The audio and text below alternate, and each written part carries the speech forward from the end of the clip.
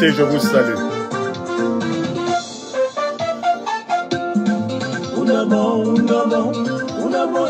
Afrique des libertés. Bon dimanche, 23 octobre 2022, partout à travers le continent et les diasporas. Je vous salue.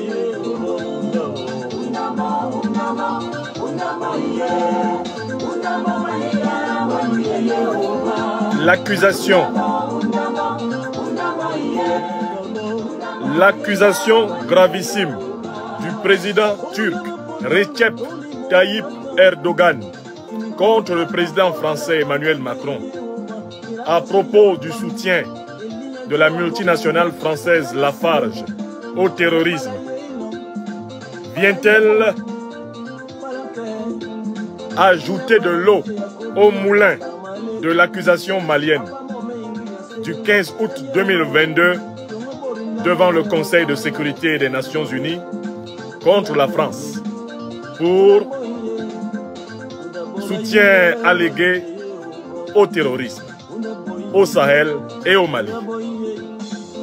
Telle est la question que nous examinons dans la conférence que nous vous proposons ce dimanche sur la terre des hommes. Amis européens, amis américains, amis asiatiques, des luttes africaines pour la liberté. Vous êtes également les bienvenus au Festival des vérités crues pour le partage des pains spirituels de la liberté des Africaines et des Africains. Soyez les bienvenus, protégez et partagez cette émission.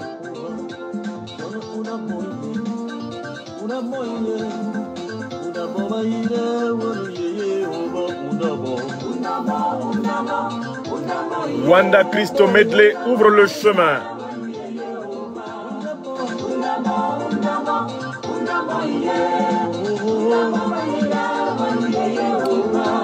Protégez et partagez massivement votre émission. Ne subissez pas la communication, agissez. Ne subissons pas l'histoire, faisons l'histoire.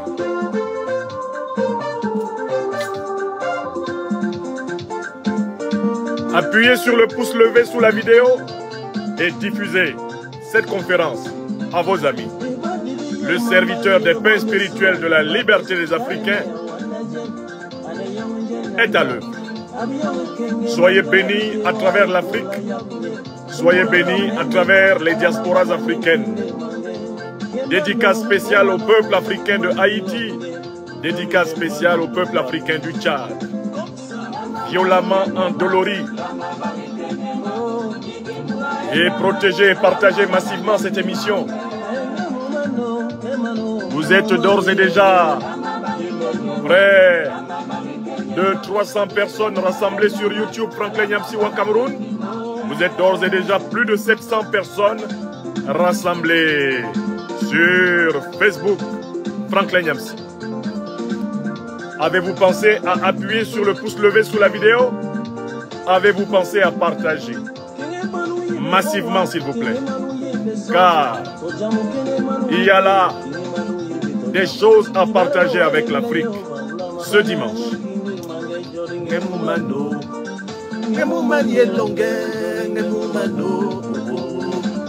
Comme ça.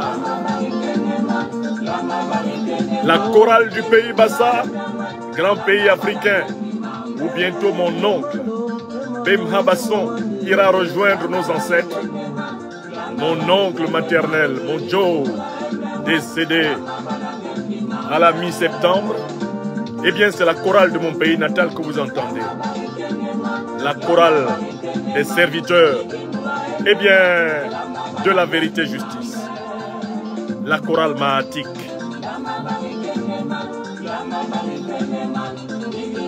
Continuez à protéger et partager cette émission. Nous commençons dans un peu plus d'une minute.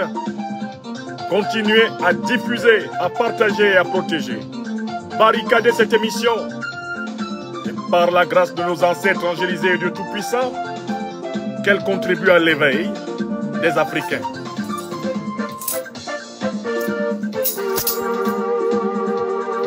Ata mabege Jojo Atara Yehova Nyambe Ukoli Nilipe melo bisugo, yeah, yeah. Anyambe, yon libem John. Jehovah melo bisugo, yeah, yeah. Anyambe, yon libem John. Whoa, ata, my name Jojo. Ahmed, ukoli nilipe. Melo bisugo, yeah, yeah. Anyambe, yon libem John. Jehovah melo bisugo, yeah, yeah. Anyambe, yon libem John. Jehovah nyambe, ma biggest Jojo.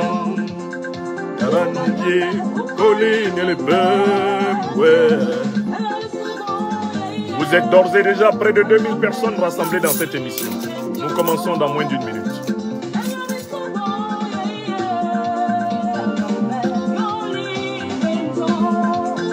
Ata, ma bege Jojo, Ahmed, Ukoli Lilipe, Nelobi Sugo, yeah, Anyambe. Merci à toi, Wanda Christo Medley. Malienne, Malien, Anis Soroma. Africaine, Africain, je vous salue dans toutes nos langues. Meyegabe Boissona, Mbolo, Mbote, Mbote Nayo, Bibaramon, Bibarala. Je vous salue, salam alaikum. Je vous salue dans toutes les diasporas africaines. Je vous salue à Garoua, Djamna. Je vous salue partout dans notre belle terre africaine en lutte. Je vous salue, amis européennes, européens, asiatiques, américaines, américains. Je vous salue dans toutes les îles du monde. Je vous salue à Haïti, chez nous, dans l'Afrique atlantique, à Port-au-Prince et dans toutes les contrées de l'île de Toussaint-Louverture. Je vous salue. C'est une information qui aurait pu échapper à la vigilance de l'Afrique des libertés si nous n'avions pas très rapidement intercepté cette information et si nous ne l'avions pas massivement diffusée. L'information, ça a d'abord été la révélation des tribunaux américains qui viennent de condamner lourdement l'entreprise multinationale française, championne du ciment mondial, Lafarge, à une lourde peine pour soutien et financement de l'organisation terroriste de l'État islamique. Mais cette information déjà suffisamment scandaleuse, puisque le même groupe est poursuivi à Paris par la justice française, dont l'enquête patine. Cette information suffisamment scandaleuse a encore davantage attiré notre attention lorsque nous avons, grâce à une dépêche de l'agence France Presse, pu accéder à une nouvelle révélation, cette fois-ci, du président de la République de Turquie, M. Recep Tayyip Erdogan. Oui, le président de la République de Turquie a tenu des propos qui mettent la puce à l'oreille de l'Afrique des libertés. Des propos clairement accusatoires contre le président français actuel Emmanuel Macron. Donc, pour traiter de cette question, à savoir, est-ce que ce qui vient d'être révélé là vient appuyer la plainte malienne introduite depuis le 15 août 2022 au Conseil de sécurité de l'ONU contre la même élite politique française pour soutien allégué au terrorisme, nous allons obéir dans cette conférence à un plan en 3 parties. Dans la première partie, je vais vous donner connaissance des propos rapportés par la presse française, l'AFP, Agence France Presse, lesquels propos sont attribués au président turc Recep Tayyip Erdogan. Vous entendrez des propos dans lesquels, le président turc incrimine nommément le président français et informe l'opinion internationale que longtemps avant l'ouverture des procédures judiciaires, lui, Recep Tayyip Erdogan, avait déjà informé les autorités françaises qui avaient fait la sourde oreille, qui avaient adopté une posture de dénégation, de déni. et qui maintenant se retrouvent dans la préoccupation. Il faut que vous entendiez ce qu'a dit in extenso le président turc. Ce n'est pas Franklin Nyamsi ou Cameroun ou Africa qui l'a dit. C'est le président turc Recep Tayyip Erdogan qui l'a dit. Et ces propos sont rapportés par une agence officielle de France basée à Paris. Agence France Presse. Nous allons tous entendre ce qu'il a dit et ensuite, nous allons commencer à l'écouter. Donc, dans la deuxième partie, nous allons analyser les propos de M. Recep Tayyip Erdogan pour comprendre ce qui se cache derrière ces propos, ce qu'il y a de grave derrière ces affirmations. Car ces affirmations sont en réalité des accusations turques. Tentant de prendre en flagrant délit de complicité avec les terroristes, le président français. Il s'agit ni plus ni moins que d'une seconde accusation d'un État contre l'élite politique française pour complaisance, complicité et soutien au terrorisme. Nous allons le voir dans la deuxième partie en analysant ligne pour ligne les propos de Recep Tayyip Erdogan. Puis, nous aurons une troisième partie et dernière partie de cette conférence dans laquelle nous allons comparer les informations que nous apporte Recep Tayyip Erdogan, qui n'a pas été contredit depuis par les autorités françaises actuelles. Le régime du président Macron n'a pas dit que Tayyip Erdogan a menti. Il n'y a pas eu de démenti de ses propos, que je sache à l'heure qu'il est. Donc, puisqu'ils ne sont pas démentis, c'est que les propos de Recep Tayyip Erdogan sont réputés avérés du point de vue de la partie française. Nous allons faire une petite réminiscence aux uns et aux autres en comparant les accusations dans l'affaire Lafarge, en les comparant aux accusations qui ont été portées contre le groupe multinational français Castel, aux accusations qui sont portées par le Mali contre la France, mais également aux révélations qu'a faites en son temps un certain monsieur Loïc Le Floch-Prigent, ancien président directeur général du groupe multinational français Total Elf, non, qui s'appelait avant d'abord Elf Serepka et qui par la suite devait s'appeler Total Fina Elf.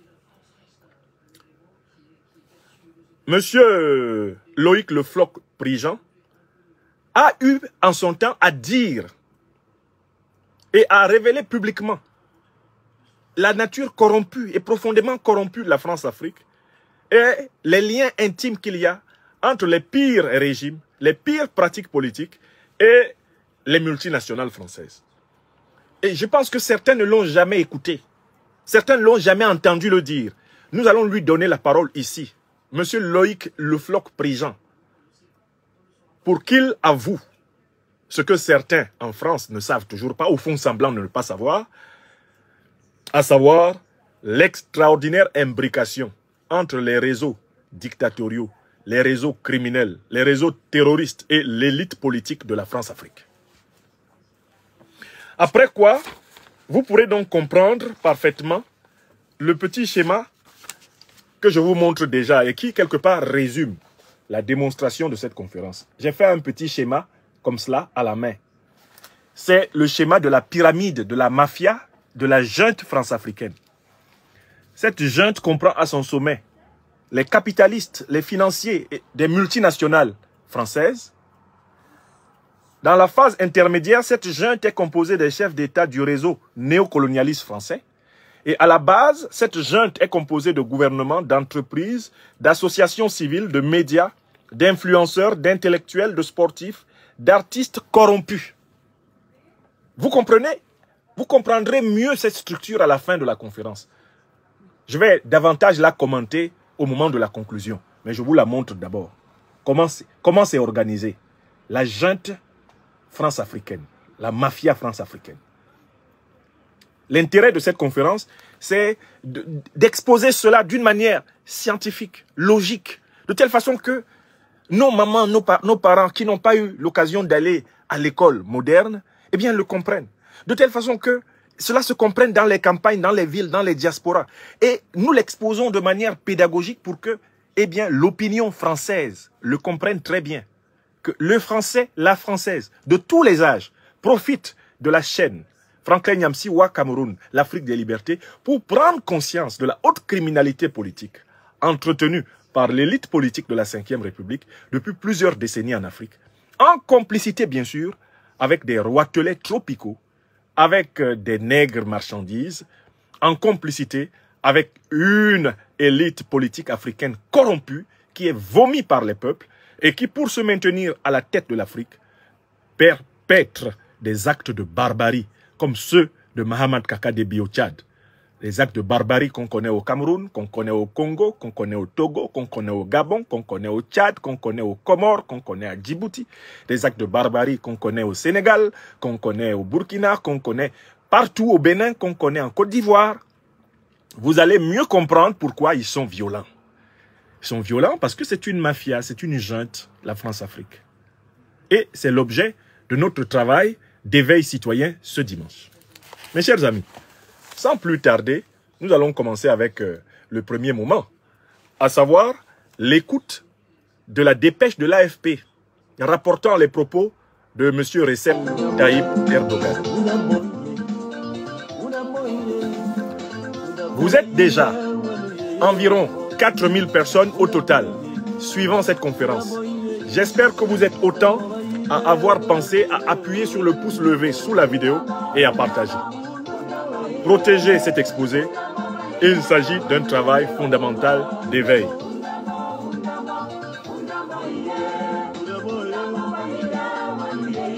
Première partie, entendons et écoutons le compte rendu des propos de Recep Tayyip Erdogan par l'AFP. Voilà, je vous trouve tout de suite ces propos que j'ai diffusés. Ils sont à votre disposition sur ma page Facebook. L'AFP rapporte ceci. La Turquie dit avoir prévenu la France de la collaboration de Lafarge avec l'État islamique. Le président turc Recep Tayyip Erdogan a déclaré vendredi, c'est-à-dire avant-hier, avoir prévenu la France au sujet de la collaboration de Lafarge avec le groupe terroriste État islamique en Syrie. Citation. Quand j'ai expliqué comment le géant du ciment, Lafarge, a soutenu des organisations terroristes dans le nord de la Syrie, les Français n'ont pas compris. Fin de citation. A dit M. Erdogan, qui précise qu'il a informé son homologue français Emmanuel Macron. Citation encore. J'ai dit ça à Macron aussi. C'est devenu la chose la plus importante sur l'agenda de la France en ce moment. Fin de citation. A-t-il ajouté. Citation encore. Lafarge est apparu comme l'une des institutions les plus importantes soutenant le terrorisme. Fin de citation. A encore dit M. Erdogan.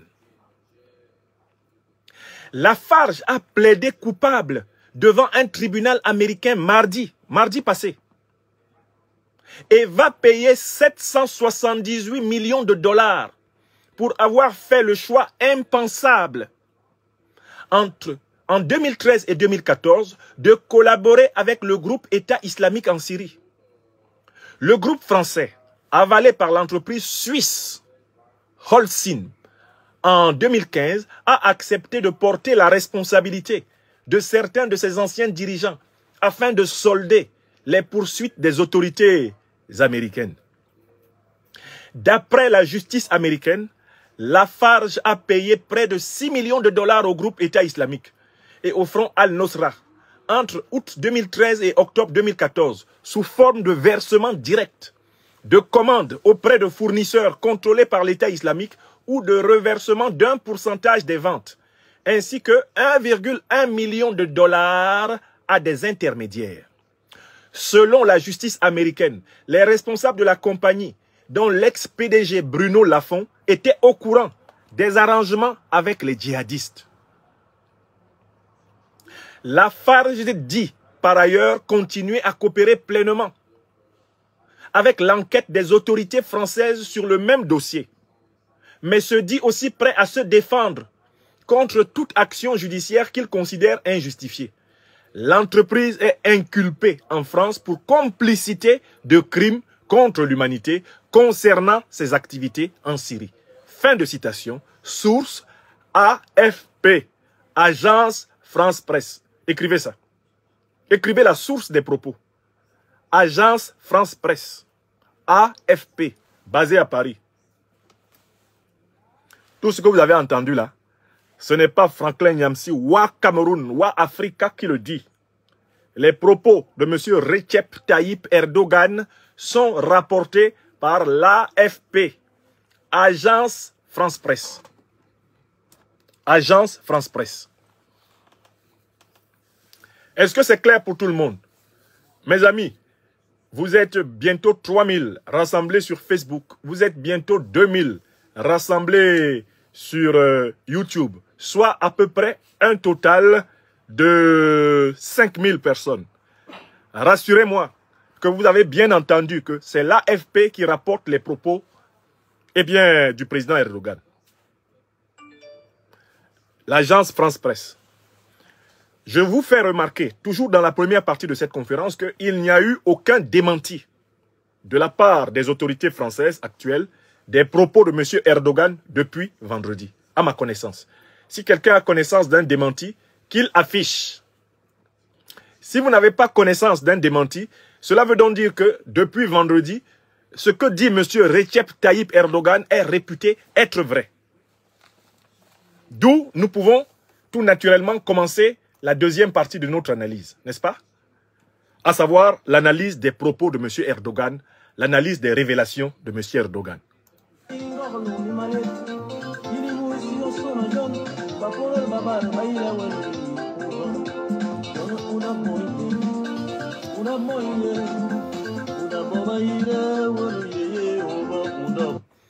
Analysons les propos de M. Erdogan. J'ai retenu dans les propos de M. Erdogan 4 idées fondamentales. 4. Notons ensemble les idées. 4 affirmations fortes. Première affirmation. La France a été prévenue par M. Erdogan de la collaboration entre le groupe multinational français Lafarge et les terroristes de l'État islamique. 1. Ils ont été prévenus. Autrement dit, ils avaient les moyens, depuis très longtemps, de lancer la procédure judiciaire contre le groupe État islamique, contre le groupe Lafarge. Ils ont été prévenus. Ce qui veut dire qu'il y a longtemps qu'ils avaient les moyens de poursuivre Lafarge et de stopper la collaboration entre Lafarge et l'État islamique. Ils ne l'ont pas fait. C'est bon? Ils étaient prévenus. Et qu'est-ce qui nous prouve qu'ils ne l'ont pas fait? C'est la deuxième information que nous donne, Recep Tayyip Erdogan.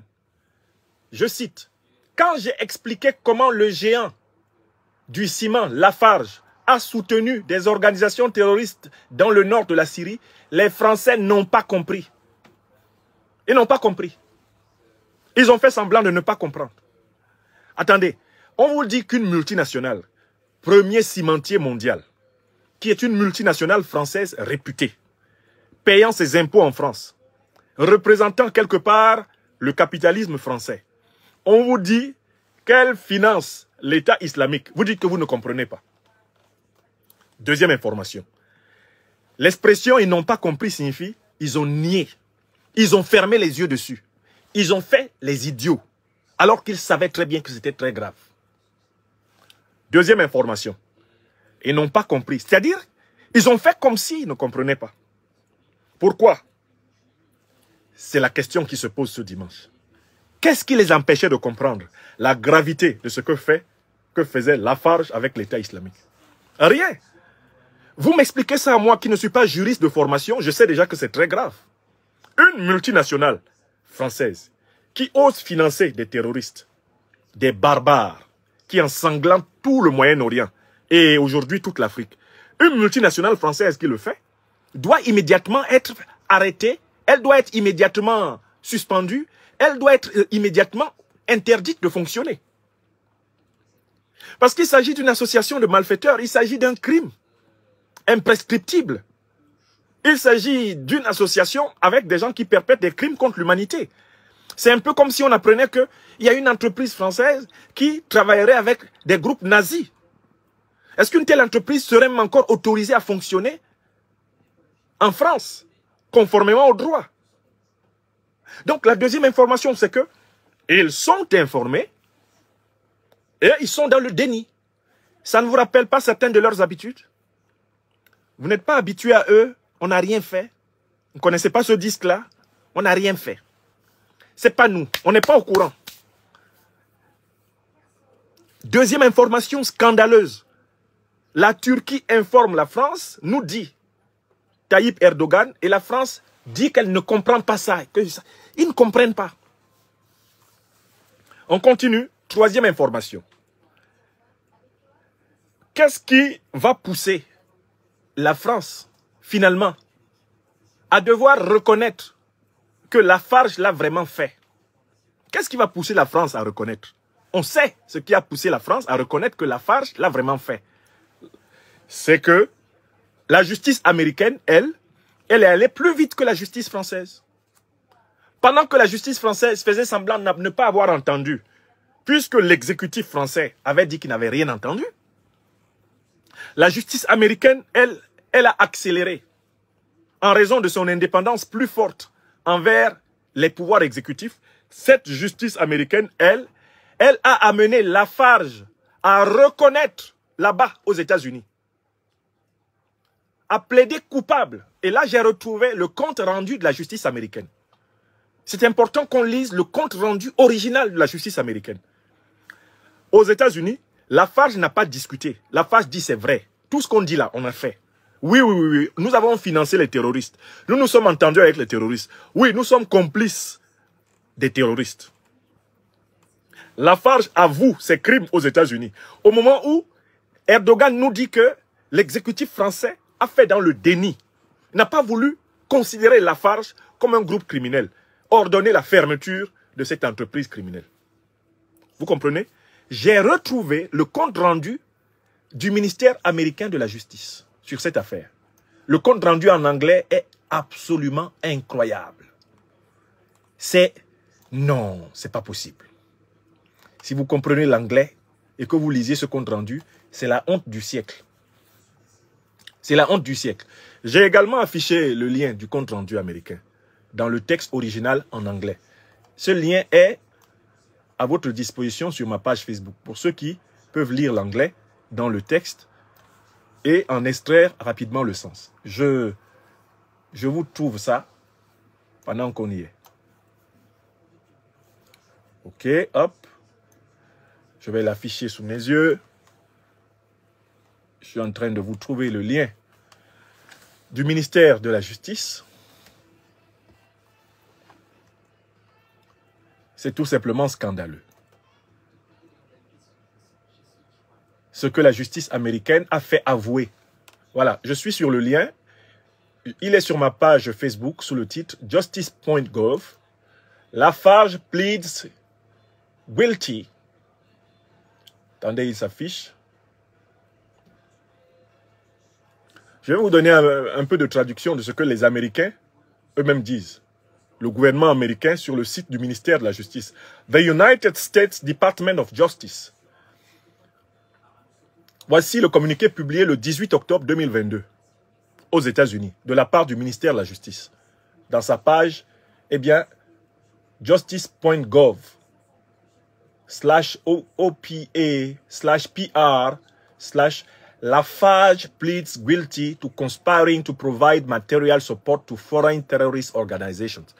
Lafarge plaide coupable, reconnaît avoir comploté en fournissant un soutien matériel aux organisations terroristes étrangères. Lafarge dit, j'ai fait ça. Le groupe français Lafarge. Paragraphe suivant. Injustice Department's first corporate material support for terrorism prosecution, Lafarge and its Syrian subsidiary admit revenue sharing agreement with ISIS and agreed to pay $778 million in fines and forfeiture.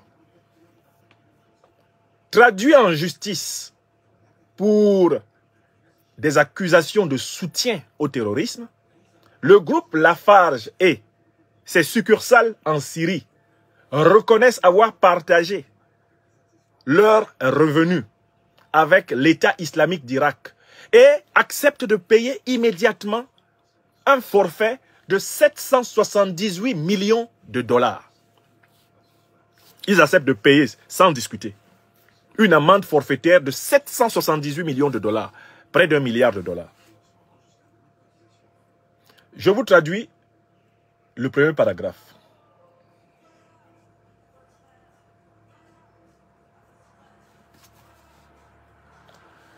A global building materials manufacturer and its subsidiary pleaded guilty today to a one-count criminal information charging them with conspiring to provide material support and resources in northern Syria from 2013 to 2014 to the Islamic State of Iraq and Al-Sham and the Al-Nusra Front, ANF. Both use designated foreign terrorist organizations.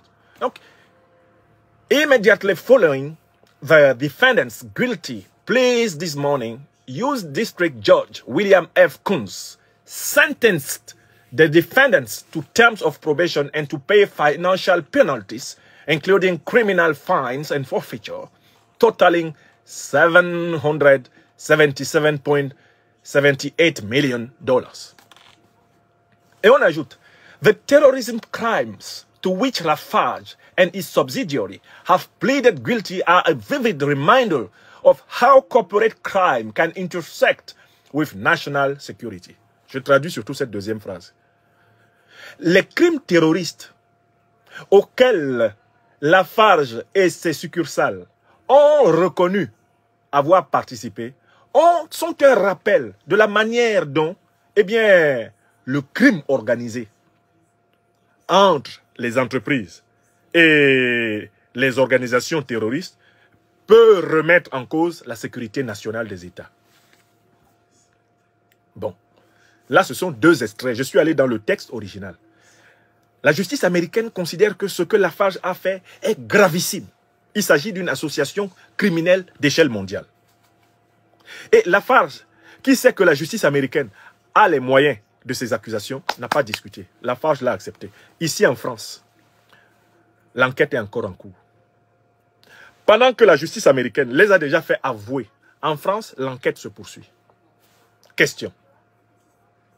Comment le même groupe qui reconnaît son association avec les terroristes est condamné par la justice américaine, alors qu'ici en France, l'enquête patine? La clé se trouve dans l'information que nous donne Erdogan. Quand il en a informé les autorités françaises, elles se sont placées dans le déni. Elles ont préféré fermer les yeux sur ce que Lafarge a fait.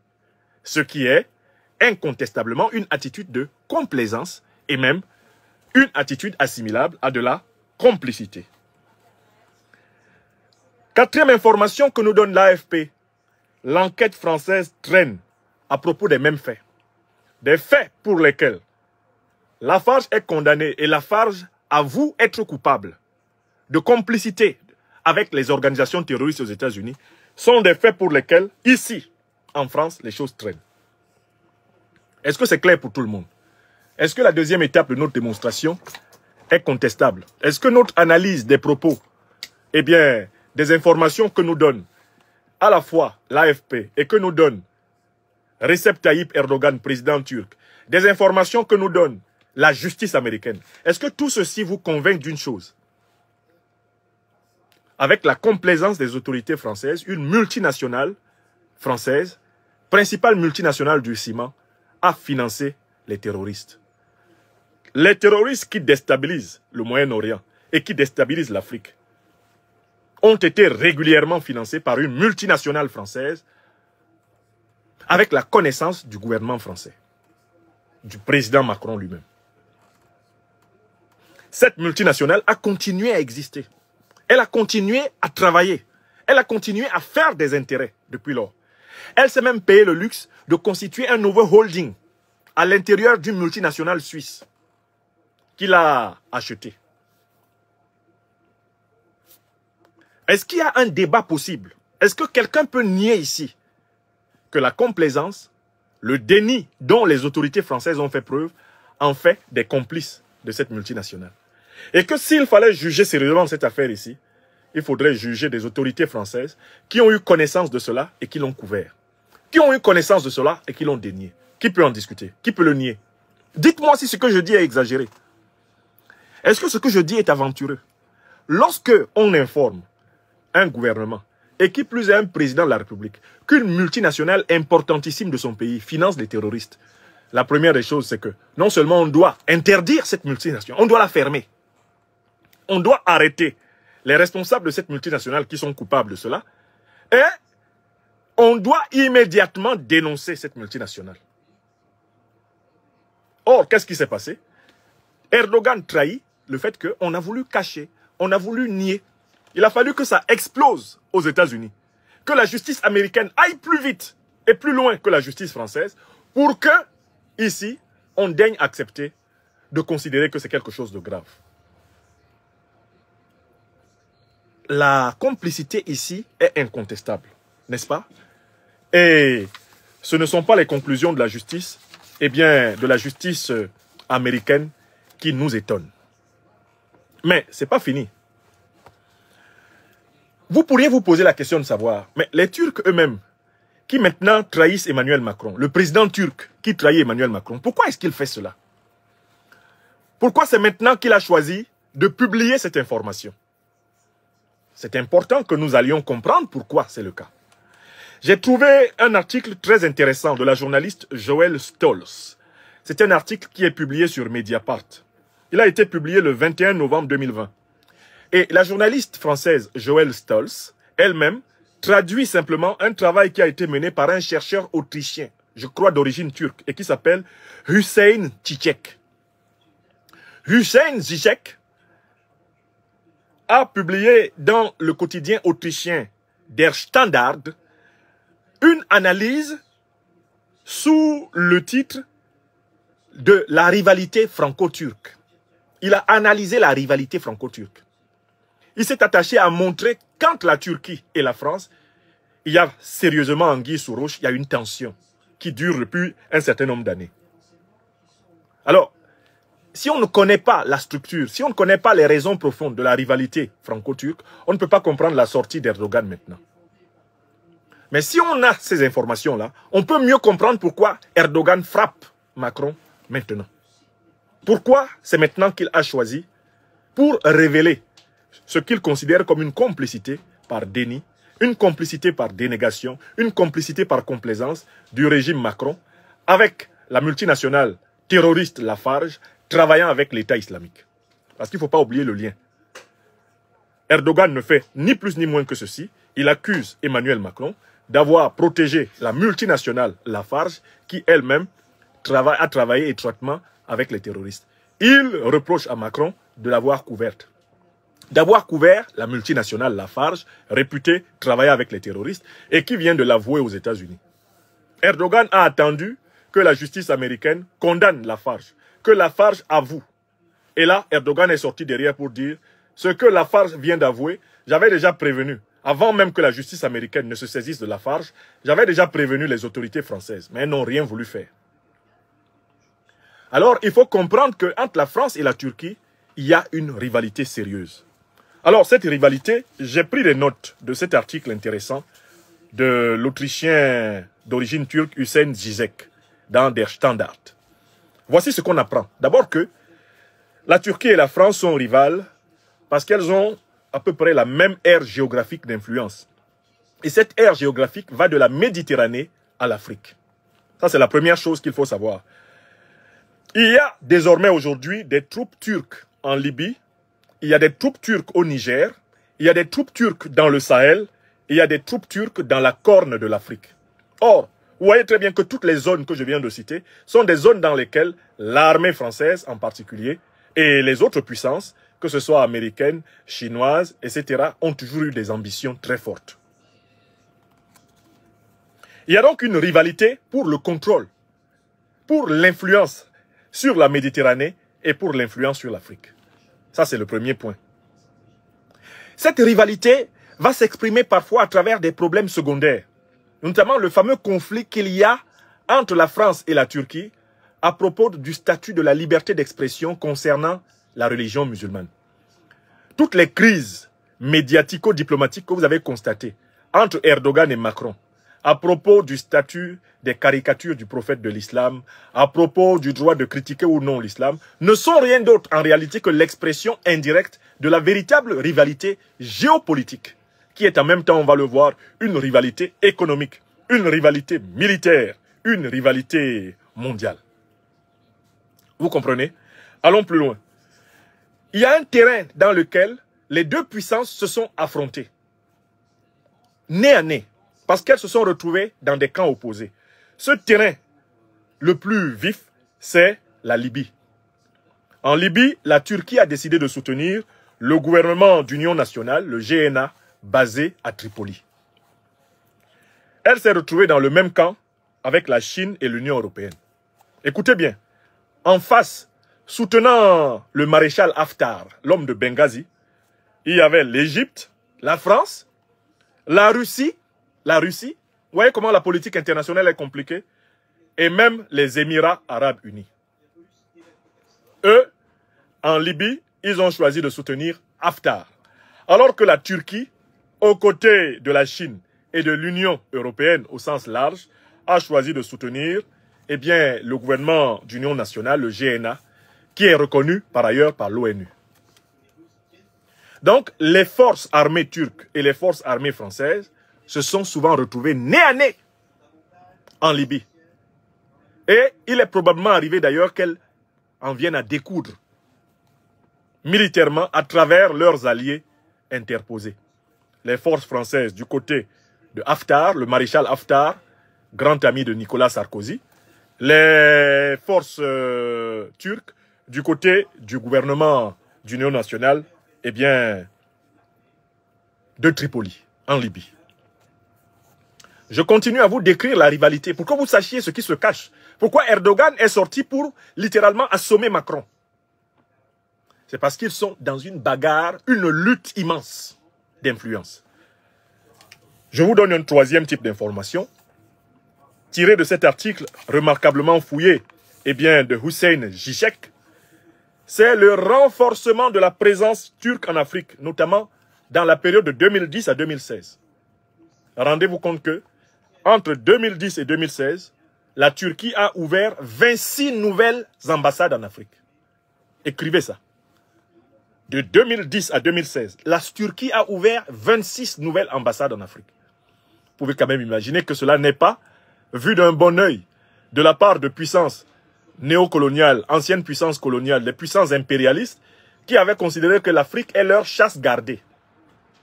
L'ouverture par la Turquie de 26 nouvelles ambassades en Afrique a été très mal vue par les puissances rivales et notamment par la France.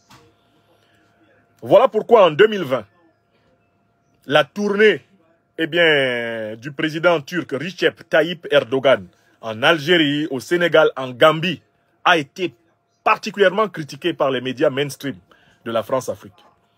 L'autre chose que la Turquie a fait, c'est un investissement très fort en Algérie. En 2020, on pouvait savoir que la Turquie a investi entre 2019 et 2020 3,8 milliards de dollars en Algérie. 3,8 milliards de dollars en Algérie. Or, vous savez que qui investit en Algérie risque de mettre en partie aussi la main sur les exportations de gaz algérien. Et si les exportations de gaz algérien sont l'objet d'une rivalité entre des gros clients, cela ne peut que favoriser l'augmentation du prix du gaz algérien. Et par les temps qui courent, vous comprenez, la cour assidue de la diplomatie française envers l'Algérie pour obtenir un maintien de cet approvisionnement à un coût abordable.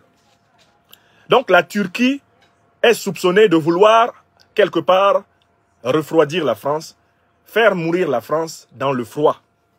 En mettant le grappin sur les exportations de gaz algérien, elle risque de favoriser une surenchère algérienne sur le prix du gaz et par conséquent de continuer à précipiter la crise énergétique que connaît aujourd'hui la France. Mais la Turquie ne s'est pas arrêtée là. Elle a ouvert son influence vers la Mauritanie, elle a ouvert son influence vers le Mali, elle a ouvert et accéléré son influence vers le Niger. Et Recep Tayyip Erdogan, dans un discours en janvier 2020, a dit qu'il était intéressé par la Mauritanie, le Mali, le Niger, le Burkina, parce qu'il souhaiterait que la Turquie accède aux matières premières exceptionnelles que ces pays possèdent. La Turquie aimerait négocier des approvisionnements privilégiés. Ce discours de Recep Tayyip Erdogan en janvier 2020 a été perçu comme une offensive de plus et une offensive de trop. Car que la Turquie se fasse approvisionner en matières premières burkinabè, nigériennes, maliennes ou mauritaniennes, cela est vécu à Paris comme étant une atteinte à son précaré, une atteinte à sa zone d'influence, une atteinte à ses réserves stratégiques de matières premières. Puisque depuis la traite négrière jusqu'à la conquête barbare coloniale et à l'organisation des pseudo-indépendances des années 60, la doctrine stratégique française est de considérer l'Afrique comme réservoir de matières premières gratuites pour son économie.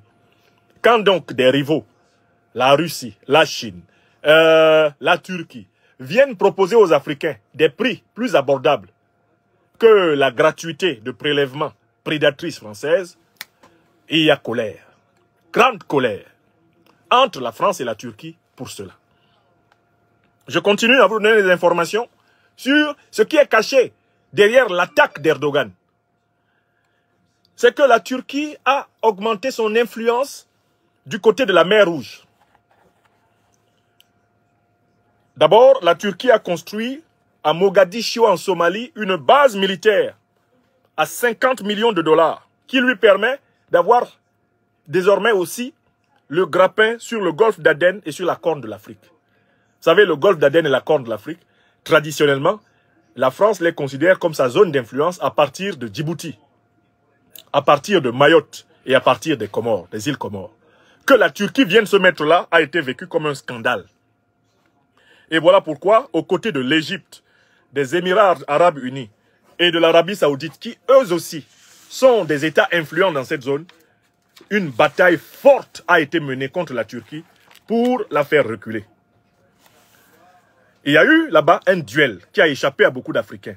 C'est que la Turquie était sur le point d'obtenir de la part du Soudan la location pour 100 ans du port de Suakin, qui devait servir de base militaire marine turque. Cette location était presque signée lorsque l'Égypte, l'Arabie saoudite et les Émirats arabes unis, sans doute derrière, avec en back-off le soutien de la France, ont fait chuter Omar al-Bashir. Le général Omar al-Bashir est tombé au moment où il se préparait à signer avec la Turquie la cession du port de Suakin pour 100 ans. L'une des raisons du coup d'État qu'il a renversé, en même temps que des manifestations populaires, en bonne partie fortement financées bien sûr depuis l'étranger, ça a été cela. En échange, ceux qui ont renversé Omar el-Béchir ont obtenu de l'Égypte, l'Arabie saoudite et des Émirats arabes unis un financement puissant pour leurs infrastructures de 3 milliards de dollars. 3 milliards de dollars leur ont été donnés une fois qu'ils ont fait tomber Omar el-Bashir, qu'ils ont bloqué la signature du contrat de location du port de Suakin pour 100 ans en faveur de la Turquie. Il leur a été alloué une ligne d'investissement de 3 milliards de dollars. Voilà ce qui se passe de ce côté-là et qui nous concerne. Mais bien souvent, nous ne le savons pas si nous ne cherchons pas à le savoir. L'une des choses qui rend très nerveux, très nerveuse l'élite politique française, c'est la visée nigérienne de la Turquie. La Turquie aimerait accéder à l'uranium nigérien. Or, qui dit accès à l'uranium nigérien dit atteinte à la zone d'approvisionnement majoritaire des centrales nucléaires françaises. L'uranium du Niger est la source d'approvisionnement de la majorité des centrales nucléaires françaises. si la Turquie devenait un client important du Niger, le Niger pourrait aussi spéculer sur le prix. Le Niger pourrait en profiter s'il n'était pas dirigé par un vassal de la pire espèce comme le junter de Niamey qui finira par faire boum Mohamed Bazoum. Le Niger en profiterait pour relever le prix de l'uranium et ainsi se développer.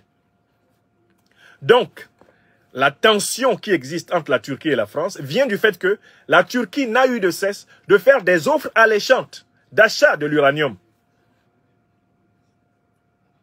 nigérien à un meilleur prix. Et tous les opposants nigériens qui ont été combattus par Issoufou, combattus par Bazoum, et qui ne sont même pas écoutés un tant soit peu par la France, eh bien, l'une des raisons pour laquelle la France ne veut surtout pas les entendre, c'est que ces opposants ont osé dire que s'ils arrivent au pouvoir, ils vont diversifier le partenariat d'achat de l'uranium nigérien pour développer le Niger. Ça, quand vous dites ça, au Niger, vous êtes inscrit dans la liste rouge, eh bien, du régime français. Vous êtes inscrit dans la liste rouge des régimes de la France-Afrique. D'ailleurs, en dernière date, vous avez vu comment a été traité un animateur de la société civile qui critique la politique néocolonialiste de la France au Niger et qui s'est vu retirer un visa qui lui avait déjà été pourtant délivré par un type dont je vous avais dit que son arrivée au Niger, c'est une annonce de malheur, l'ambassadeur Sylvain Ité. Je vous avais dit que quand il arrivera là-bas, vous allez voir. Voilà quelqu'un qui retire des visas dûment et légalement accordés à des personnes uniquement parce que leurs opinions politiques ne lui plaisent pas. Et il prétend représenter la France, patrie des droits de l'homme. Il prétend représenter la France, grande défenseur des libertés. La France, promotrice de l'égalité, de la fraternité, de la liberté humaine. Mon œil. Il en est le pire représentant possible, puisque c'est exactement le contraire de ces valeurs proclamées de la République française qui inspire ses pratiques diplomatiques, ses pratiques médiatiques, ses pratiques citoyennes. Enfin, il y a un dernier point extrêmement important dans le conflit franco-turc, c'est que la France et la Turquie sont en conflit autour de la volonté forte de la Turquie d'avoir un contrôle sur la diaspora musulmane en Europe. La Turquie mène une bataille forte pour que la vision de l'islam, la vision du monde de Recep Tayyip Erdogan et de ses compagnons au pouvoir à Istanbul, que cette vision-là imprègne les communautés musulmanes de la diaspora et notamment les communautés turques de la diaspora. Ce contre quoi, eh bien, la France a régulièrement lutté, ce qui fait qu'il y a là une zone de friction qui permet à la rivalité entre les deux pays de s'exprimer. Mes chers amis, je vous ai donc donné les grandes lignes de l'arrière-fond de la rivalité franco-turque. Vous comprenez donc que Erdogan se soit saisi de ce moment de fragilité dans lequel se trouve Emmanuel Macron. Car le fait que ses protégés, Lafarge, soient lourdement condamnés aux États-Unis, le fait que ses protégés Lafarge aient avoué qu'ils ont effectivement financé le terrorisme, aient avoué qu'ils ont effectivement participé à une association de malfaiteurs, de criminels contre l'humanité, ce fait-là rejaillit négativement sur Emmanuel Macron comme étant la preuve qu'il a, en ayant eu connaissance de cela et en n'ayant pas agi, il a sa part de responsabilité dans le financement du terrorisme en Syrie. Voilà ce que Erdogan a vu. Et voilà pourquoi il s'est précipité pour se saisir de cette opportunité. Pour enfoncer Emmanuel Macron, pour enfoncer la France et pour renforcer les avantages comparatifs de la Turquie en Méditerranée et en Afrique contre la France. Est-ce que vous avez compris ce côté-là? Si vous avez compris ce côté, il ne nous reste plus qu'à développer, eh bien, dans un troisième moment, ce que j'ai appelé la comparaison entre ces informations que vous venez d'avoir et d'autres informations que nous avions avant. Notamment, premièrement, les accusations contre Castel, le groupe français, la multinationale française Castel en Centrafrique. Deuxièmement, les révélations beaucoup plus anciennes de Loïc Le Floch-Prigent, ancien président directeur général de ELF. Et puis, on finira par l'accusation du Mali, le 15 août 2022. Et vous allez voir comment tout ceci, en réalité, vient apporter de l'eau au moulin de l'accusation du 15 août 2022. Après quoi, il nous restera à conclure en vous commentant une fois de plus ce petit schéma que j'ai concocté pour vous, pour que vous compreniez comment fonctionne la pyramide de la junte mafieuse France-africaine. Car la France-Afrique est une junte. Et ce que nous sommes en train de découvrir le confirme. Mes chers amis, vous êtes bientôt 7000 personnes en direct de cette conférence. N'oubliez pas d'appuyer sur le pouce levé sous la vidéo. N'oubliez pas de partager la vidéo. Car il s'agit de vérités crues qui doivent se transformer en pain spirituel de la liberté quand elles auront pénétré les âmes et éveillé les esprits. Sentez-vous co-responsable de ce ministère d'émancipation. Ne subissez pas. Ne regardez pas l'histoire se faire. Faisons ensemble l'histoire. En faisant prendre conscience au plus grand nombre d'entre nous. Bon, alors, d'abord, je voudrais examiner quelques accusations qui sont une photocopie de ce qui est arrivé à Lafarge. Ce sont les accusations contre Castel en Centrafrique, le groupe Castel en Centrafrique, et les aveux de Loïc Le Floch-Prigent, ancien président directeur général de la compagnie pétrolière d'État française Elf. Nous en sommes ici à la 3e et dernière partie de cette émission. Protégez et partagez, appuyez sur le pouce levé sous la vidéo et faites savoir ce que nous disons aujourd'hui. Je vous remercie mes amis.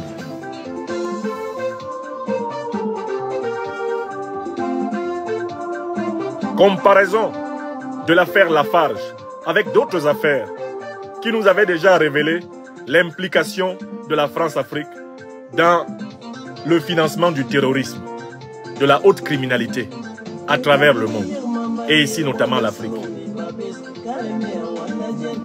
Mes chers amis, j'ai affiché sur ma page un article issu du quotidien français Le Monde. Je prends toujours des quotidiens français. De telle façon que vraiment, si on cherche celui qui a révélé, on aille le chercher à Paris. Car heureusement, il existe en France des espaces, des interstices dans lesquels la vérité se glisse. De temps en temps, il y a un journaliste qui fait à peu près correctement son travail. Et il faut avoir la perspicacité de surveiller dans les médias mainstream ces petites pépites, ces petits moments où la vérité pointe. Et il faut s'en saisir, car ils nous permettent de nous défendre contre ceux qui, très vite, trop facilement, sont prêts à nous retourner des procès farfelus en diffamation. Alors même que nous ne faisons que faire savoir au plus grand nombre ce qu'une minorité bien informée, bien cultivée, sait tout naturellement. Le Monde a publié un article intitulé. Cet article est intitulé, il est en train de s'afficher sur mon ordinateur, Centrafrique. Le groupe Castel sous le coup d'une enquête pour complicité de crime. Il a été publié par Cyril Ben-Simon le 12 juillet 2022 à 6h08. Il a été mis à jour le 13 juillet 2022. Et voici ce qui est écrit. Le parquet national antiterroriste a ouvert une enquête préliminaire contre le géant. Encore un géant. Hein. Là, c'était le géant du ciment. Mais maintenant, c'est le géant des boissons. Castel, dont l'essentiel de la richesse s'est construit en Afrique. Donc, Cyril Ben-Simon reconnaît que les grandes multinationales françaises construisent l'essentiel de leur richesse en Afrique. C'est le cas de Castel. Alors, pourquoi il y a complicité de crime? Nous lisons un extrait de cet article. Je ne vous le lirai pas entier, ce serait trop long. C'est le type d'affaires qui donne des sueurs froides à tous les entrepreneurs et industriels qui investissent dans des pays en guerre et se trouvent confrontés à l'épineuse question du moment où il devient nécessaire de suspendre son activité pour ne pas se rendre complice des agissements des belligérants. Après la confirmation en mai par la Cour d'appel de Paris de la mise en examen pour complicité de crimes contre l'humanité du cimentier Lafarge, c'est-à-dire que Ben Simon lui-même établit le lien, soupçonné d'avoir versé en Syrie près de 13 millions d'euros en 2013 et 2014 à l'organisation de l'État islamique, à d'autres groupes armés et à des intermédiaires, un autre fleuron industriel français se trouve aujourd'hui dans le collimateur de la justice. Je m'arrête d'abord là. Je vous fais remarquer que Cyril Ben-Simon, journaliste au Monde, lui-même voit bien le lien entre ce que Lafarge a fait avec l'État islamique et ce que Castel fait en Centrafrique avec les groupes de la rébellion. C'est le même terrorisme. N'est-ce pas? C'est important que vous voyez ça. Mais ce qui est encore plus intéressant, c'est que Cyril Ben Simon, dans ce que nous venons de lire, nous donne l'information qu'il faut. Ce n'est que quand la justice américaine s'est apprêtée à condamner Lafarge que la justice française a été s'est saisie d'une enquête. Tant qu'une justice d'un État plus puissant que la France ne s'était pas saisie de Lafarge, l'État français, la justice française, faisait semblant de ne pas voir l'affaire Lafarge. À partir du moment où les Américains se préparaient à frapper Lafarge, là, au moins en France, enfin, on ouvrait une enquête contre la multinationale française. C'est la même chose qu'on observe avec Castel. Les enquêtes envers les multinationales françaises, les enquêtes judiciaires envers les multinationales françaises sont très lentes à déclencher. Il faut un temps fou. Pourquoi? En raison de la collusion, du conflit d'intérêts entre l'élite politique française et les multinationales. En réalité, les multinationales, les industriels et les financiers sont les patrons des politiques. C'est une thèse qui est abondée par ce que nous sommes en train de découvrir. Je continue la lecture. Les sommes en jeu, je continue la lecture pour vous, de l'affaire Castel. Les sommes en jeu et les implications géostratégiques sont sans commune mesure. Mais mercredi 29 juin, le parquet national antiterroriste a ouvert une enquête préliminaire sur des mêmes accusations de complicité de crimes contre l'humanité et de complicité de crimes de guerre visant cette fois-ci le groupe Castel en Centrafrique. Je m'arrête là. Les accusations contre Lafarge, pour lesquelles Lafarge vient d'être condamné aux États-Unis, sont exactement les accusations contre Castel en Centrafrique. La justice américaine condamne Lafarge. La justice française n'a pas encore frappé Castel. Elle n'a même pas encore frappé Lafarge. Ce qui veut dire qu'il y a une collusion entre le pouvoir judiciaire, le pouvoir exécutif et les puissantes multinationales. Le pouvoir de l'argent, de l'industrie et de la finance. Incontestablement. Je vous donne un deuxième exemple. Cette fois-ci, nous allons donner la parole à M. Loïc Le Floch-Prigent. Parce que ça ne date pas d'aujourd'hui. Cette complicité entre les multinationales, le terrorisme, la déstabilisation de pays entiers, ça ne date pas d'aujourd'hui. Les multinationales françaises ont été conçues comme étant des machines à corruption. Elles ont été conçues comme étant ayant le droit de ne pas respecter le droit dans les pays étrangers où elles opèrent. Elles ont été régulièrement couvertes par les dirigeants de la 5e République française dans leurs fraudes, dans leurs crimes à l'étranger, dans leur association avec les pires malfaiteurs étrangers. Elles ont été régulièrement couvertes. Ce n'est pas moi qui le dis. Celui qui va le dire s'appelle Loïc Le Floch-Prigent, ancien président directeur général de Elf, qui va devenir plus tard Total Fina Elf. Monsieur Le Floch-Prigent, venez nous dire ici la nature corrompue des relations qui lient l'élite politique française à l'élite industrielle, à l'élite économique française. Et notamment, la couverture dont bénéficie l'élite financière, industrielle française dans ses actes scrapuleux, dans ses actes criminels à l'étranger. Loïc Le Floch-Prigent va nous donner un témoignage poignant. D'autant plus qu'il en veut à ses patrons politiques français, à un moment donné, de l'avoir lâché, d'avoir tenté de se défausser sur lui, alors que, quand il faisait les malversations, il avait leur bénédiction. Le Floch-Prigent qui s'est battu en justice et qui a réussi après plusieurs années de prison à recouvrer la liberté, n'a pas mâché ses mots pour livrer ses patrons. Monsieur Le Floch, vous êtes là ou pas? Venez nous dire comment ça fonctionne. Vous qui êtes un homme de l'intérieur, vous qui êtes un témoin de la mafia france-africaine, venez nous dire comment ça fonctionne. Mes chers amis, oui, vous êtes environ 6500. N'oubliez pas de continuer à partager. Ne laissez pas qu'on nous interrompe en si bon moment. Voilà, je vous ai trouvé une vidéo de Monsieur Le Floch-Prigent qu'on trouve sur YouTube. J'espère qu'elle va s'afficher facilement. Très bien. Parce que je voudrais que vous le voyez parler en image.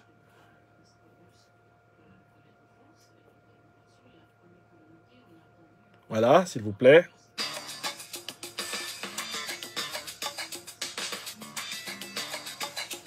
Bonjour, Loïc Le Floch. Bonjour. Vous avez été l'un des grands patrons dans l'économie, notamment sous les années François Mitterrand. Vous avez dirigé la SNCF, GDF et puis surtout Elf. Vous avez été pris dans l'affaire Elf. Vous avez été incarcéré 3 fois, récemment encore au Togo pour une autre affaire. On va en parler puisque vous publiez un livre. En ce moment, à Davos, les grands patrons sont réunis. Vous direz qu'aujourd'hui, la grande finance internationale a lavé son linge sale? Non, c'est toujours sale à un certain nombre d'endroits. Simplement, ça paraît plus propre. Donc, ce qu'on appelle le window dressing. C'est-à-dire, Voilà, vous diriez qu'aujourd'hui, il n'y a plus de rétrocommission comme du Je temps ne dirais rien de ça. Je dirais que la nature des hommes fait que lorsque l'on n'est pas payé et que de l'argent passe, on essaie d'en prendre. C'est-à-dire, plus précisément, vous dites quoi là? Ben, je dis que d'un certain nombre de pays, il n'y a pas d'autre solution que de payer des commissions, c'est tout. Donc ça continue encore en ce moment comme du temps de Elf quand vous étiez son dirigeant. Oui, avec d'autres méthodes. C'est-à-dire, quelle autre méthode? Autrefois, de mon temps, si je puis Oui. dire, tout ça était clair et je donnais au président François Mitterrand un état des lieux tous les 6 mois. Maintenant, ce n'est pas clair et personne ne sait très bien ce qui se passe. C'est-à dire que Mais François il y a Mitterrand était pas- au courant des commissions? Bien que sûr, vous versiez. je l'ai dit depuis le premier jour et je le dirai encore jusqu'à mon lit de mort. Oui, bien sûr, il était au courant. Il avait un papier de moi tous les 6 mois que je remettais en main propre. Et c'est-à-dire, est-ce que c'était le rôle de Elf de donner des commissions comme ça? Bien sûr. C'est-à-dire? On a développé Elf qui a doublé en 4 ans ses réserves, sa production et le niveau de son action. Donc oui, c'était le rôle d'un chef d'entreprise, c'est de faire tourner son entreprise pour le bien de l'entreprise et du pays. C'est ce que j'ai fait avec Elf, avec Comte-Poulenc, avec la SNCF, avec Gaz de France, avec les méthodes appropriées dans chaque cas au secteur. Le secteur du pétrole est un secteur dans lequel vous sortez un baril à 4 $ et vous le vendez 100. Il y a 96 $ qui vont ailleurs. Bon, très bien, c'est pas la peine de me raconter Et d'histoire. ça continue encore aujourd'hui Mais le pourquoi voulez-vous que ça ne se soit arrêté? Est-ce que vous considérez qu'aujourd'hui, le roi d'Arabie Saoudite met l'argent correspondant au pétrole dans les caisses de l'Arabie Saoudite? Non, vous le savez bien. Bon, c'est pas la peine de continuer. Alors pourquoi vous avez été, vous, je l'ai dit 3 fois en prison? Aujourd'hui, on a l'impression que les choses sont rentrées dans l'ordre, notamment à Elf. On a l'impression que tout ça n'existe plus. Écoutez, je pense que si j'ai été mis en prison, c'est parce que un certain nombre de gens le voulaient, parce que j'étais le mouton noir de le titre du livre. C'est-à-dire j'ai été illégitime puisque j'étais un patron non énarque, non polytechnicien qui réussissait. C'est illégitime si jamais j'avais raté, c'était parfait, c'était ce qui était prévu. On avait dit à Mitterrand, surtout ne le nommez pas parce qu'il va rater. Comme je réussissais, il fallait trouver une solution. Oui. C'est insupportable. Alors personne n'a oublié cette affaire rocambolesque, Roland Dumas, Christine Devier-Joncourt, qui touchait des commissions pour influencer le ministre. Le procureur de la République, que le soir du procès, a dit « Il est clair que M. Le Floch n'est au courant de rien. Par conséquent, au bénéfice du doute, je demande sa relaxe. » Quelques jours après, c'était 2 ans et demi de prison avec arrêt à la barre. Qu'est-ce qui explique cela? C'est les juges ont jugé en parfaite dans leur intime conviction. C'est-à-dire, que nous sommes vous toujours dans voulez dire qu'ils sont influencés? Il n'y a aucune preuve. Oui. Il n'y a aucune preuve, et c'est normal qu'il n'y ait aucune preuve, parce que je n'étais pas au courant. Bon, c'est tout, c'est pas la peine. Voilà. Et le procureur l'a admis. Là, comme tous les gens qui étaient là. Sauf les juges qui ont admis autre chose. Mais ça, c'est l'indépendance des juges ne va pas au-delà de l'indépendance intellectuelle des juges. Voilà, Oui. tout. Alors, votre parcours, vous n'êtes pas énarque, vous l'avez dit, vous êtes ce mouton noir. C'est d'ailleurs François Mitterrand qui vous a surnommé le mouton Absolument, noir. parce que j'étais ni énarque ni polytechnicien et que tous les matins on lui disait ce Le Floch, faut vraiment le changer parce que c'est insupportable.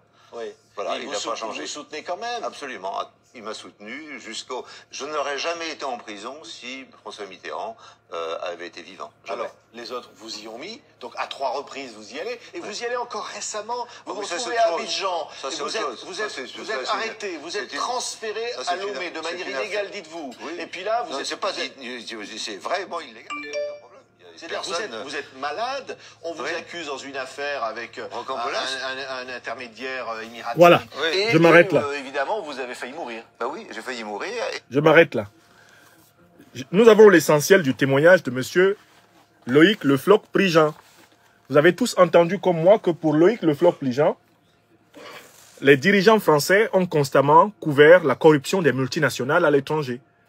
Les multinationales du pétrole comme Elf, Total, multinationales de l'uranium comme Areva ou ce que c'est devenu, les multinationales françaises à l'étranger sont couvertes par les dirigeants français pour toutes les malversations qu'elles commettent, à condition que, globalement, celle-ci ait pour but de satisfaire les intérêts de la France. Voilà ce que nous dit Loïc Le Floch-Prigent. Vous avez bien compris comme moi ou bien je comprends mal, mes amis? Rassurez-moi, on a tous compris la même chose ou pas? Nous avons le droit de corrompre comme nous pouvons à l'étranger.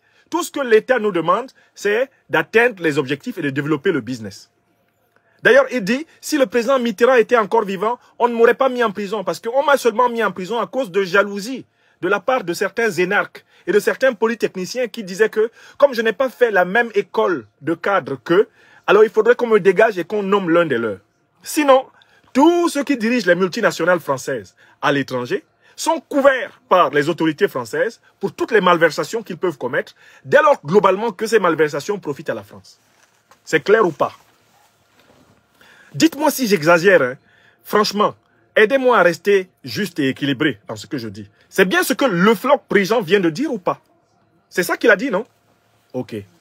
Bon, comme c'est ça qu'il a dit, grâce à Le Floch-Prigent, grâce à l'affaire Castel, grâce à l'affaire Lafarge, nous savons que les autorités gouvernementales françaises ont régulièrement soutenu, eh bien, des malversations, ont régulièrement soutenu des transactions avec des délinquants et des criminels à l'étranger, à condition qu'elles profitent à leur compréhension des intérêts vitaux de la France. C'est clair, non? Ok. Du coup, on peut aller au dernier morceau de notre démonstration. Mais de quoi le Mali a-t-il accusé la France le 15 août 2022? C'est très simple. Il a accusé exactement de la même chose que les États-Unis accusent Lafarge. De la même chose que Erdogan accuse Macron. Il l'a accusé exactement de la même chose que la justice française et la justice centrafricaine. Non, la justice française accuse Castel. Mais le Mali accuse la France exactement de la même chose que Elf reconnaît qu'on aurait pu accuser la France. Que Le Floch-Prigent, pardon, reconnaît qu'on aurait pu accuser la France. On aurait pu accuser la France de cette même chose. Précisément parce que lui, il reconnaît avoir régulièrement corrompu les pires dictateurs de la France-Afrique à condition qu'il laisse le pétrole, eh bien, africain à la merci du groupe Elf. Donc, quelle que soit la manière dont on va prendre le problème, c'est une tradition. Le Mali accuse la France d'avoir régulièrement violé son territoire. Cette accusation a été fortement documentée. Même les journalistes officiels français reconnaissent que c'est vrai. Des preuves de violation du territoire, eh bien, malien par l'aviation militaire française abondent. Le débat n'est pas là-dessus. L'accusation la plus grave, c'est que le Mali, le 15 août, dit au Conseil de sécurité de l'ONU, je détiens les preuves que la France a donné des armes aux terroristes. Des armes et des munitions.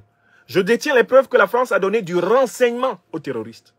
Je détiens les preuves que la France aide Al-Qaïda, aide l'État islamique à attaquer le Mali et à déstabiliser tout le Sahel. Voilà ce qu'il y a de grave. Mais qu'est-ce que Lafarge a fait? Lafarge n'a-t-il pas financé l'État islamique?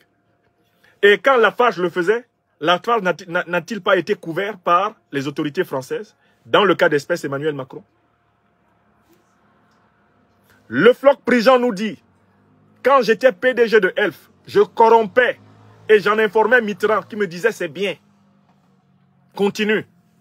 Et personne ne pouvait me mettre en prison en France pour faire de corruption avec des dictateurs africains parce que je rendais compte tous les 6 mois des commissions que j'avais payées pour mettre la main sur les ressources pétrolières des pays africains à Mitterrand. Il le dit. Mais c'est de ça que, c'est exactement de cela que se plaint le Mali. Il se plaint du fait que la puissance française ait financé des organisations terroristes parce que ces organisations lui permettent de poursuivre ses objectifs économiques, ses objectifs géopolitiques et géostratégiques. C'est la même accusation. Mais écoutez, je vous pose aujourd'hui la question. Lorsqu'on couvre Lafarge qui collabore avec l'État islamique en Syrie, ça veut dire qu'on collabore avec l'État islamique en Syrie à travers Lafarge, n'est-ce pas?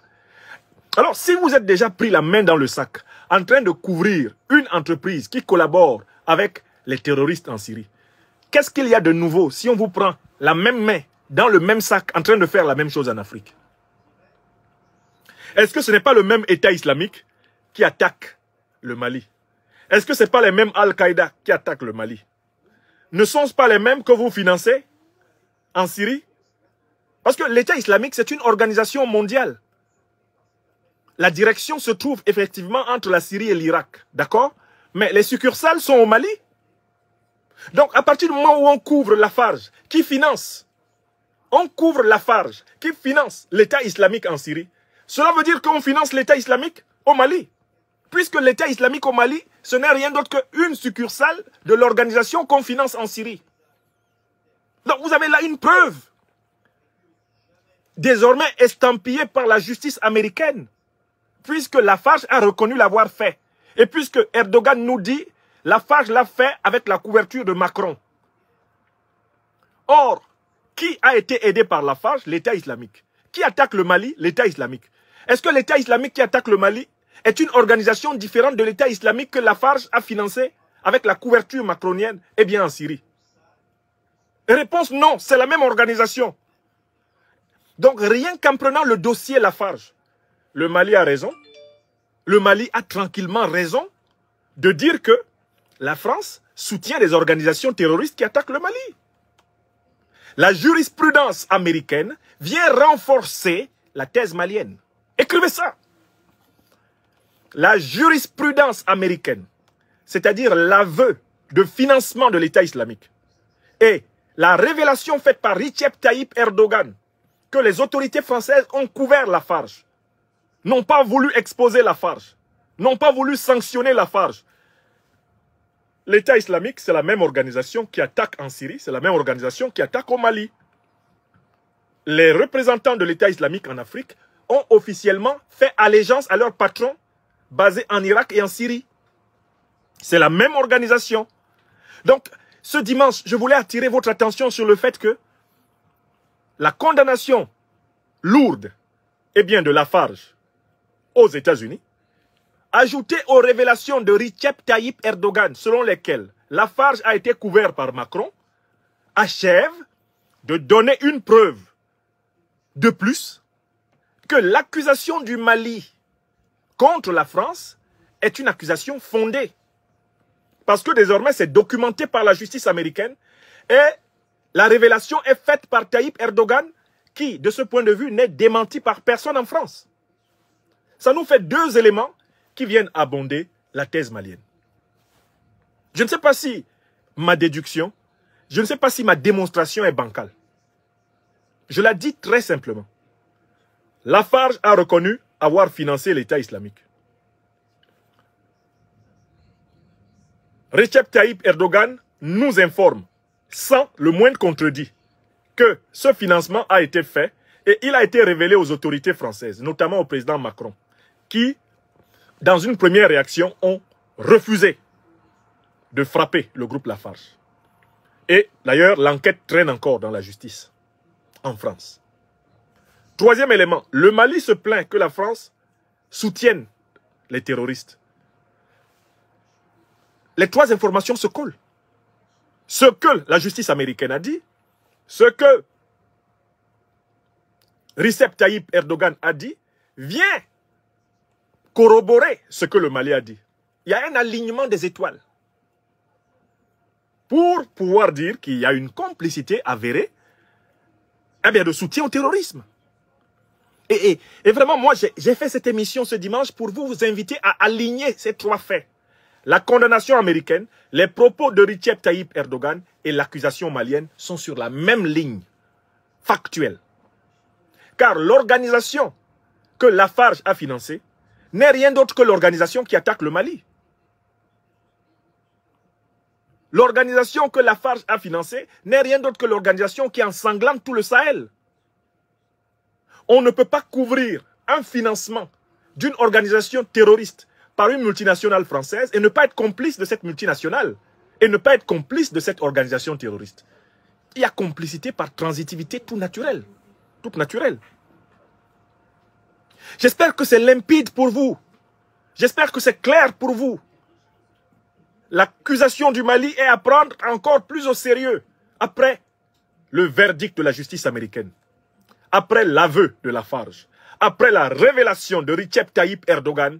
L'accusation malienne prend un poids immense. Et il faut que les Maliennes et les Maliens le sachent. Ce que le gouvernement malien a dit le 15 août est en train d'être corroboré. C'est le verbe en français.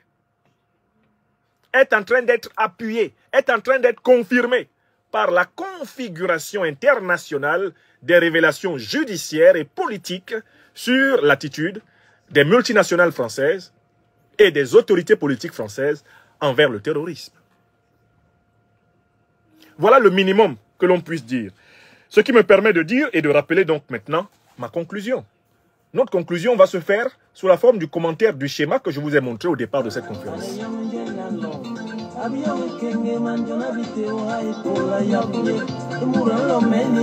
Nous pouvons conclure, n'est-ce pas mes chers amis? Nous pouvons maintenant conclure cette émission. Vous êtes près de plus de 6 000, près de 6 500 à la suite. Nous en venons à la conclusion. Merci à toi, Wanda Christo Medley. Concluons. Je vais vous dire ce que j'ai écrit en conclusion ici, sur mon calepin. J'ai écrit une phrase que j'estime très forte.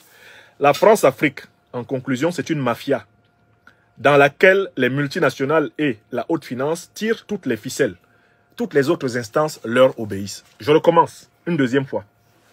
La France-Afrique, la junte France-africaine est une mafia dans laquelle les multinationales et la haute finance tirent toutes les ficelles.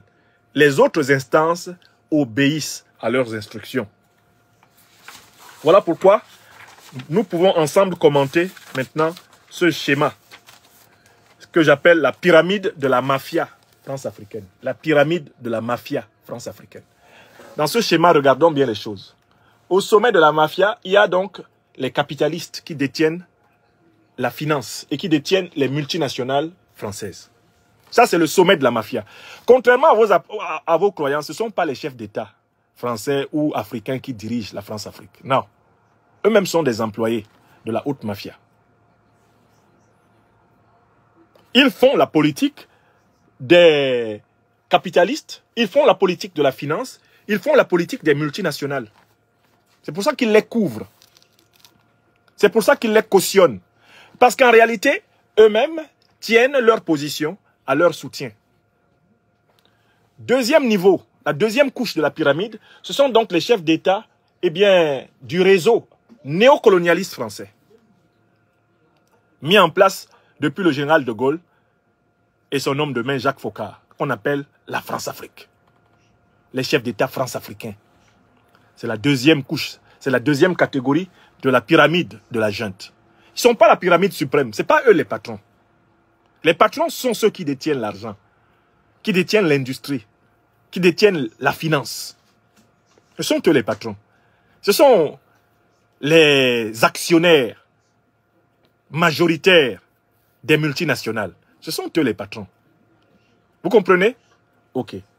Maintenant, tout en bas, vous avez donc une piétaille faite de gouvernements, de petites entreprises, d'associations civiles, faites de médias, d'influenceurs, d'intellectuels vendus, de sportifs, d'artistes corrompus, qui sont chargés de diffuser la bonne parole de la France-Afrique dans la société et de la présenter comme une organisation vertueuse, sous les noms de coopération, sous les noms d'aide au développement, sur les noms d'agences de développement, sous les noms vraiment d'émulation partagée, bref, toutes les formules qu'ils trouvent pour leur marketing crapuleux.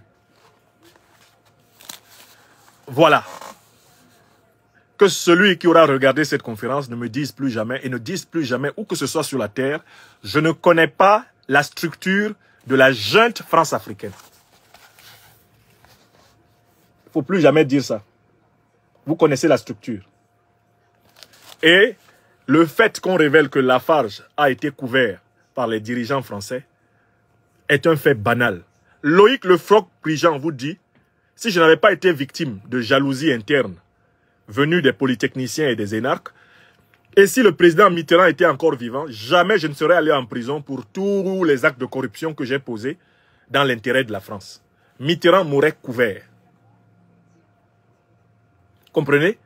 Donc tout cela vous permet de savoir que nous avons affaire à une immense mafia et que la seule solution pour la combattre, c'est la mobilisation des peuples contre les dictatures en Afrique et la mobilisation des peuples autour du quadruple programme de l'Afrique des libertés. Retrait total des troupes françaises du sol africain, démantèlement total de la monnaie néocoloniale, française, le CFA de l'Afrique, renversement par des révolutions populaires de toutes les dictatures de la France-Afrique, selon le principe du 1 pour tous, tous pour un. Et puis, quatrième étape fondamentale, promotion d'institutions africaines enracinées dans les valeurs immémoriales de tradition africaine, qui sont les valeurs de la solidarité, de la vérité et de la justice, les valeurs mahatiques. D'où je le dis en Bassa du Cameroun. Jam dibisu dinsombol. Il est bisonda pe manola pe pulasi pe hu mambay map. Jam lion hediba dinsombol. Liye le monime whip pulasi babi jubus Afrika. Ban sebe le France fa. Mais mal Afrika. Ba hu na wombenge. Jam lion hela dimbat. Diele ba ane baba nola ba pulasi e bibi ingi belong. Ingi maten ma Afrika. Boba so ba kwa. Di lona nga hula ipula yes mbong le ba kwa ho manyen so baye. Jam lion helina liele de bang belong west e Afrika. Ni mating mes, ni mahongol mes, ni yiyes. Ni mbor yes yomere. Ni nore kalamele Voilà comment on le dit en Bassa. Le quadruple programme de l'Afrique des libertés que j'invite depuis plus de 25 ans les Africains à traduire dans toutes les langues. Dites-le en Bambara, dites-le en Hausa, dites-le en Fufulde, dites-le en Swahili, dites-le dans toutes les langues du Bamileke, dites-le dans toutes les langues Congo, en Lingala, dites-le en arabe, dites-le dans toutes les langues qui se parlent en Afrique, dites-le en Wolof. Dites ce programme à notre peuple. C'est le seul programme de lutte qui puisse nous libérer. Et c'est précisément pour cela qu'il était important de montrer que la condamnation de Lafarge aux États-Unis, la révélation de Recep Tayyip Erdogan, président de la Turquie, vient appuyer l'accusation du Mali contre les dirigeants français, accusation de violation de la souveraineté territoriale du Mali et de soutien au terrorisme. Si, comme l'a dit Recep Tayyip Erdogan, l'élite politique française, le président Macron était au courant de ce que faisait Lafarge et n'a pas voulu agir à temps. Le Mali a là une preuve qu'un groupe qui finance l'État islamique qui attaque le Mali est couvert par la direction politique française. Ce qui confirme son accusation. CQFD. Ce qu'il fallait démontrer. Ici là, ce n'est pas une affaire de haine, c'est une affaire de vérité. Ici là, ce n'est pas une affaire de vengeance, c'est une affaire de justice. Ici là, ce n'est pas une affaire de racisme antiraciste, non. C'est la construction du monde multipolaire, le monde de la solidarité humaine. Wanda Christo Medley, bénis le Mali, bénis l'Afrique, bénis les diasporas africaines, bénis Haïti, bénis tous nos amis français, européens, américains, nos amis asiatiques, amis de la vérité, justice, solidarité africaine, amis de la MAT. Ensemble, nous pouvons construire une humanité, sur les bases des valeurs du monde multipolaire.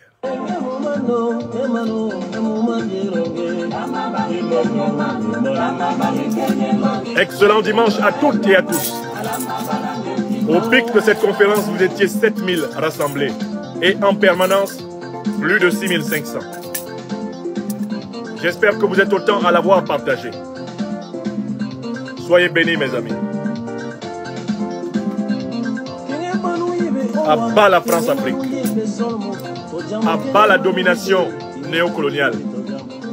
À bas le terrorisme. Soutien total. Soutien total au peuple africain. Soutien à toi, Haïti. Soutien à toi, au Tchad.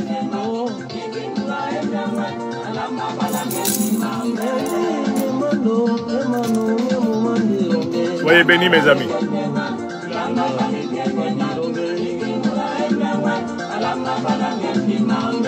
Ayons le cœur pur comme les enfants.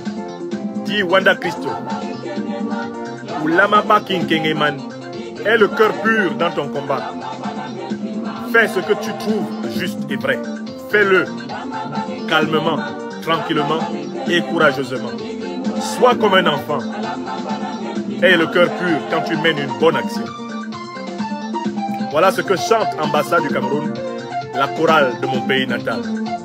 Wanda Christo Medley.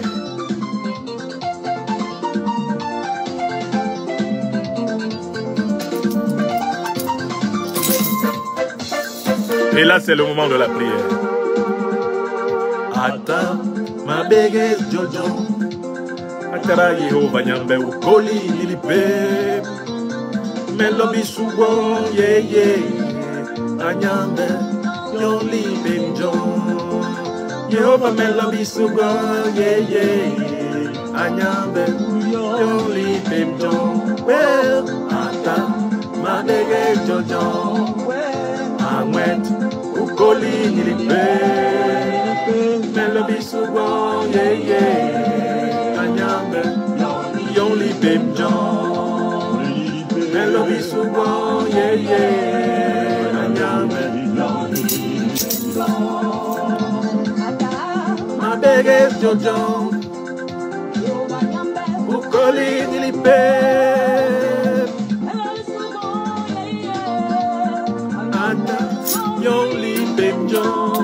Merci. Soyez bénis, mes amis.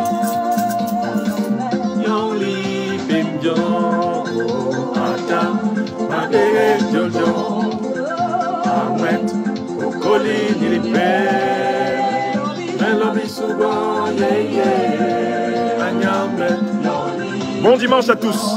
Merci. Portez-vous bien. Portez-vous bien. Merci encore. Merci.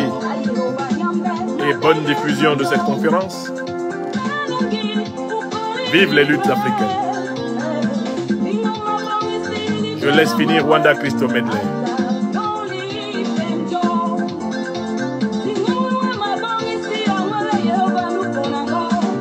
Yoli Bemjon. Ata Madege Jojo. Amwet Ukoli Nilipe. Melobi Sugo, yeah, yeah. Anyambe, Yoli Bemjon. Melobi Sugo, yeah, yeah. Anyambe, Yoli Bemjon. Melobi Sugo, yeah, yeah. Anyambe, Yoli Bemjon. Merci, merci infiniment. Merci.